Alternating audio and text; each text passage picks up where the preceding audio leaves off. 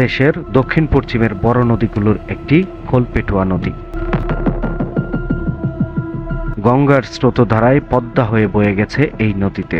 নদীর দুধারে মনোরম দৃশ্য আগে দেখা গেলেও 5 আগস্টের পর পড়েছে শনির ছায়া। এভাবেই চলছে নদীর চর ভরাট আর অবৈধ স্থাপনা নির্মাণের মহাযজ্ঞ। স্থানীয় প্রশাসনের নিষেধাজ্ঞা উপেক্ষা করে সাতক্ষীরার শ্যামনগর উপজেলার নওয়াবেকি বাজার এলাকায় খোলপেটুয়া নদীর চর ভরাট করে চলছে অবৈধ স্থাপনা নির্মাণ। যদিও নদীর চরে অবৈধ পাকা স্থাপনা নির্মাণ বন্ধের নির্দেশনা সম্বলিত সাইনবোর্ড লাগানো থাকলেও তা মানছে না এখন কেউই। অবৈধ এই দখল প্রতিযোগিতায় লিপ্ত হয়েছেন স্থানীয় প্রভাবশালী ব্যক্তিবর্গ ও ব্যবসায়ীর অনেকেই। তবে এদের মধ্যে দখলদারিত্বে এগিয়ে আছে আব্দুল আজিজ বাহিনী।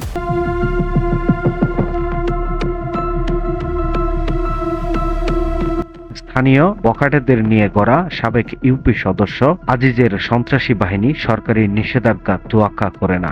অদৃশ্য শক্তির বলে অব্যাহত আছে তাদের দখলদারিত্ব আর নির্মাণযজ্ঞ।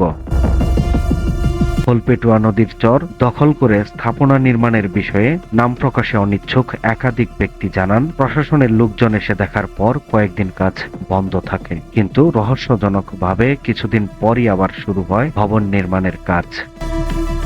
এমন চোর পুলিশ খেলার মাঝেই নদীর চর দখল করে গড়ে উঠছে একের পর এক অবৈধ স্থাপনা। বিশেষ করে গত 5 আগস্ট রাজনৈতিক পট পরিবর্তনের পর প্রশাসনের নিষ্ক্রিয়তার সুযোগে বেপরোয়া হয়ে উঠেছে এসব আজিজ বাহিনী। এ বিষয়ে স্থানীয়রা চায় প্রতিকার, কারণ এই অঞ্চলের এক বড় অংশের নিম্নবিত্ত মানুষ নির্ভর করে এই নদীর উপর, নির্ভর তাদের জীবিকা। তাই নদী দখল বন্ধ না হলে থাকবে না আর বাস, আর বাঁচবেই কিভাবে বাসি। সময়ের কলম, নিউজ ডেস্ক।